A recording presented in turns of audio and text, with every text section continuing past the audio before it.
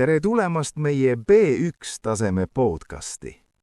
Täna räägime Eesti kultuurist ja kommetest, teemast, mis aitab sul paremini mõista, kuidas eestlased mõtlevad ja elavad. Eestlased on tuntud selle poolest, et nad armastavad loodust. Paljud inimesed käivad metsas jalutamas, marjul või seenel. Loodus on eestlaste jaoks koht, kus saab puhata ja mõelda. Isegi linnades on palju parke ja rohelust.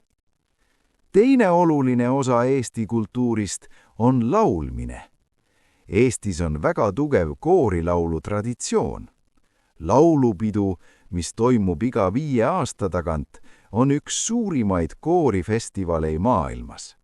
Seal laulab korraga üle 20 000 inimese.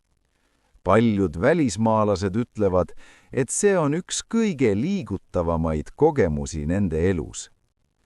Eestlased väärtustavad ka vaikust ja isiklikku ruumi. Kui sa lähed bussi või lifti, siis inimesed tavaliselt ei räägi võõrastega. See ei tähenda, et eestlased oleksid ebaviisakad, nad lihtsalt austavad teise inimese rahu.